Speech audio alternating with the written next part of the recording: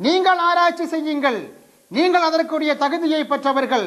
சஹாபாக்களிலே ஃபிக்ஹ் சட்டக்கலையை பற்றி அதிகம் தெரிந்த சஹாபிகளில் ஒருவராக முஆத் பின் ஜபல் ரலியல்லாஹு அன்ஹு இருக்கிறார்கள். நீங்கள் ஆராய்ச்சி செய்யுங்கள். நீங்கள் எந்த நாட்டுக்கு ஆட்சியாளராக இருக்கிறீர்களோ அந்த பிரஜைகள் இருக்கிறார்களே, அந்த பொதுமக்கள் இருக்கிறார்களே, அவர்கள் உங்களுடைய தீர்ப்பை ஏற்றுக்கொள்ள வேண்டும். உலில் அம்ரி மின்கும் சூரத்து நிசாஇன் 59வது வசனத்தில் அல்லாஹ்வுக்கும் அல்லாஹ்வுடைய ரசூலுக்கும் கட்டுப்படுங்கள், உங்களில் அதிகாரம் உடையவர்களுக்கும் கட்டுப்படுங்கள் என்று சொல்லும் போது இந்த முஆத் ரலியல்லாஹு அன்ஹு அவர்களுடைய அந்த தீர்ப்புக்கு சமுதாயம் ஒட்டுமொத்தமும் அங்கீகரிக்க வேண்டும், அவர்கள் அதை பின்பற்ற வேண்டும் என்று சொல்லும் போது நாம் இமாம்களை பின்பற்றுகின்ற இந்த தக்லீத், அதனுடைய ஆராய்ச்சியில் தகுதியில்லாத சாதாரணமான மக்கள் அதில் இறங்காமல் தகுதியுடைய ஆராய்ச்சியாளரை பின்பற்றுவது என்று சொல்கின்ற தக்லீதுக்கு நபி அவர்கள் வலிமையான ஒரு ஏவலை இங்கே கொடுப்பதாக நம்மால் பார்க்க முடிகிறது. யமன் வாசிகள் ஒவ்வொருவரும் ஆராய்ச்சி செய்வதற்கு நபி அவர்கள் சொல்லவில்லை. நான் ஆராய்ச்சி செய்வேன் என்று சொன்னபோது அதை அங்கீகரிக்கிறார்களே தவிர எல்லா மக்களும் ஆராய்ச்சி செய்வதற்கான ஒரு ஏவல் இந்த ஹதீஸிலும் நம்மால் பார்க்க முடியவில்லை. வேறு எந்த ஹதீஸிலும் எந்த வசனத்திலும் நம்மால் பார்க்க முடியவில்லை. வஹாபிகளால் இதுவரை காட்டவும் முடியவில்லை. சகோதரர்களே, இங்கே ஒரு சில ஆயத்துகளை நாம் சொன்னோம், ஒரு சில ஹதீஸ்களை நாம் சொன்னோம். இந்த ஆயத்துகள் எல்லாம், இந்த ஹதீஸ்கள் எல்லாம் மதுஹபுகளை பின்பற்றுவது கட்டாயமான கடமை. தொழுகையை போன்று, ஜக்காத்தை போன்று தகுதியில்லாத மக்கள் இமாம்களை பின்பற்றுவது கட்டாய கடமை என்பது இங்கே வலியுறுத்தப்பட்டிருக்கிறது. அப்படி இமாம்களை பின்பற்றாதவர்கள் அவர்கள் ஷைத்தானை தான் பின்பற்றுவார்கள் என்பதையும் அல்லாஹு தஆலா தெளிவாக சொல்லிவிட்டான். இனி நாம் இன்றைய காலகட்டத்தில் 12 நூற்றாண்டுகளாக இமாம்களை இந்த உலகம் ஒற்றுமையான முறையில் பின்பற்றிக் கொண்டிருக்கிறது.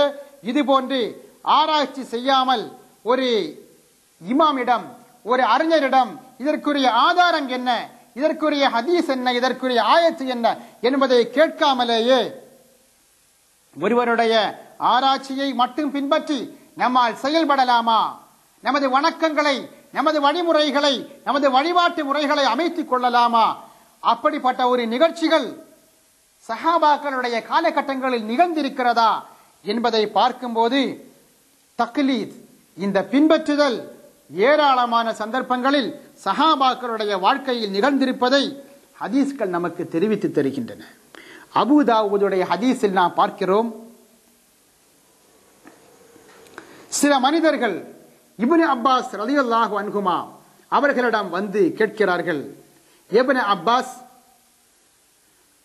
ரலியல்லாஹு அன்ஹு அவர்களுடைய மகனே, தரல் குஸ்ல யௌமல் ஜும்ஆத்தி வாஜிபன், வெள்ளிக்கிழமையில் குளிப்பதை நீங்கள் கடமை என்று நினைக்கிறீர்களா என்று இப்னு அப்பாஸ் ரலியல்லாஹு அன்ஹு அவர்களிடம் கேட்கும்போது அவர்கள் சொல்கிறார்கள், லா, கடமை இல்லை, கட்டாயமான கடமை இல்லை, வலாக்கின்னஹு அத்ஹரு வ கைர், அது மிகவும் தூய்மையை உருவாக்கக்கூடியதாக இருக்கிறது, மிகவும் சிறந்ததாக இருக்கிறது. வமல்லாம் யக்தசில் ஃபலைஸ அலைஹி பிவாஜிபின், அது குளிப்பவர்களுக்கு மிகவும் தூய்மையை உருவாக்கும், மிகவும் சிறப்பான செயலாக இருக்கும். குளிக்காதவர்களுக்கு அது கடமையாக அமையாது என்று சொல்கிறார்கள். இது அபூ தாவூதுடைய ஹதீஸ். இந்த ஹதீஸில் அந்த வந்த மக்கள் எந்த விதமான ஆதாரத்தையும் பெறவில்லை. இது நபி அவர்களுடைய ஹதீஸில் இதற்குரிய ஆதாரம் என்ன என்பதை கேட்கவில்லை. இதற்குரிய ஒரு ஆயத்தையோ ஒரு ஹதீஸையோ இப்னு அப்பாஸ் ரலியல்லாஹு அன்ஹு அவர்களும் சொல்லவில்லை. மாறாக அவர்களுடைய அந்த ஆராய்ச்சியின் மூலமாக கிடைத்த கருத்தை மட்டும் சொல்கிறார்கள். அந்த மக்கள் அதை ஏற்றுக்கொள்கிறார்கள். இது பிரபல இமாம்கள் தங்களுடைய ஹதீஸ்களில் இதை தங்களுடைய ஹதீஸ் நூற்களில் இதை பதிவு செய்திருக்கும் போது ஆயத்தை தெரியாமலேயே, ஹதீஸை தெரியாமலேயே ஒரு தகுதியுள்ள ஆராய்ச்சியாளராக இருந்தால் அவருடைய ஆராய்ச்சியை பின்பற்றி செயல்படலாம் என்பது சஹாபாக்களுடைய காலத்திலேயே நடைமுறைப்படுத்தப்பட்ட விஷயம் என்பதை நாம் பார்க்கிறோம். இப்னு அப்பாஸ் ரலியல்லாஹு அன்ஹுமா மிகப்பெரிய ஆராய்ச்சியாளர்கள், மிகப்பெரிய தகுதி பெற்றவர்கள். நபி ஸல்லல்லாஹு அலைஹி வஸல்லம் அவர்களே அல்லாஹும்ம அல்லிம்குல் குர்ஆன், குர்ஆனுடைய விளக்கத்தை இவர்களுக்கு நீ கற்பிப்பாயாக என்று நபி அவர்களால் சான்றிதழ் வழங்கப்பட்டவர்கள். மீண்டும் பார்க்கிறோம் புகாரியின் 5912வது ஹதீஸில் உமர் இப்னு கத்தாப் ரலியல்லாஹு அன்ஹு அவர்கள் சில முஹாஜிர்களுக்கு 4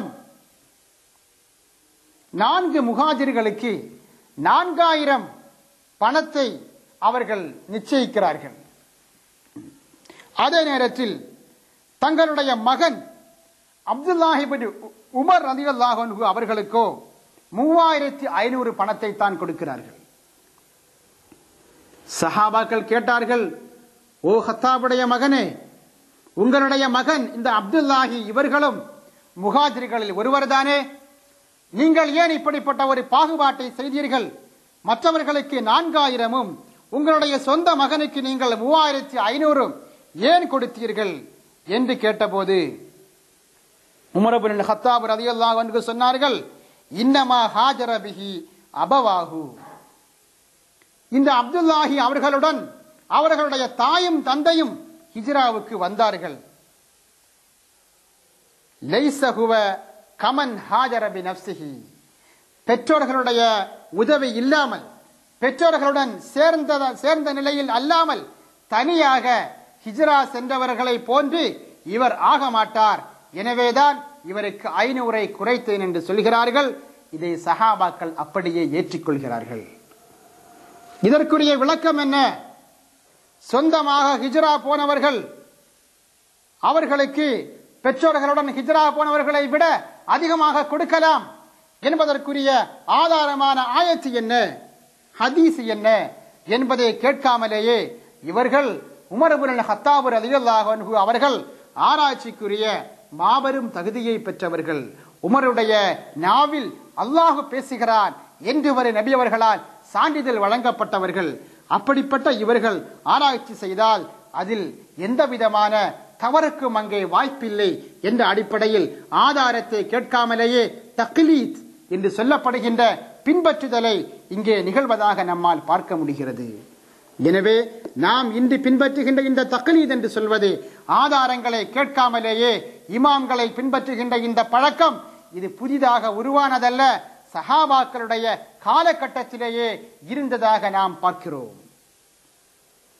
ஆதாரங்களை சாதாரண மக்கள் கேட்காமல் இருந்தாலும் மதரசாக்களில் ஓதுகின்ற ஒவ்வொரு ஆலிம்களும் மதுஹபுடைய ஒவ்வொரு சட்டங்களுக்கும் ஆதாரங்களை படித்துக் கொண்டுதான் இருக்கிறார்கள். அவர்கள் சஹீஹுல் புகாரியையும் முஸ்லிமையும் அபூதாவுதையும் மிஷ்காத்தையும் ஓதும் போது அதிலுள்ள ஒவ்வொரு ஹதீஸ்களையும் தங்களுடைய மதுஹபுடைய சட்டங்களுக்கு ஆதாரமாக காட்டுகிறார்கள். ஏதாவது ஒரு ஹதீஸுடைய வெளிப்படையான கருத்து தங்களுடைய மதுஹபு சட்டங்களுக்கு மாறுபட்டதாக இருந்தால், இந்த ஹதீஸில் இப்படி சொல்லப்பட்டிருந்தாலும் இதைவிட வலிமையான, இதைவிட ஆதாரபூர்வமான இன்னொரு ஹதீஸில் நாம் சொல்லுகின்ற சட்டத்துக்குரிய விளக்கம் சொல்லப்பட்டிருக்கிறது என்று அவர்கள் காட்டுகிறார்கள். உதாரணமாக ஒரு ஹதீஸை நாம் பார்க்கிறோம். நீங்கள் சுஜூதுக்காக செல்லும் போது ஒட்டக முட்டு குத்துவதை போன்று முதலில் நீங்கள் முட்டை வைக்காதீர்கள், முதலில் கையை வையுங்கள் என்று ஒரு ஹதீஸ் வருகிறது. இந்த ஹதீஸை வஹாபிகள் தங்களுடைய செயலாக எடுத்துக் கொள்கிறார்கள். ஆனால் நம்முடைய ஷாஃபி மதுஹபிலும் ஹனஃபி மதுஹபிலும் சுஜூதுக்காக செல்லும் போது முதலில் முட்டை தான் வைக்க வேண்டும்.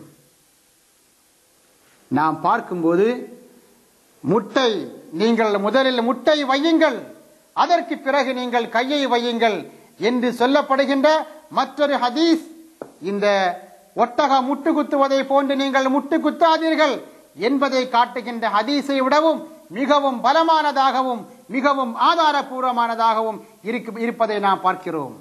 இந்த பலவீனமான ஹதீஸைத்தான் வஹாபிகள் தங்களுடைய செயலாக எடுத்திருக்கும் போது மிகவும் ஆதாரபூர்வமான ஹதீஸ் தான் மதுஹபுகளில் எடுத்துக் கொள்ளப்படுகிறது. எனவே சாதாரண மக்கள் அவர்கள் ஆதாரங்களை தெரியாமல் இமாம்களை பின்பற்றிக் கொண்டிருந்தாலும் இமாம்கள் சொல்கின்ற ஒவ்வொரு சட்டங்களுக்குரிய ஆதாரங்கள் தெளிவான முறையில் ஹதீஸுடைய கிதாபுகளில் சொல்லப்படுகிறது, இமாம்களுடைய ஃபிக்ஹ் கிதாபுகளில் சொல்லப்படுகிறது. இமாம் நவவி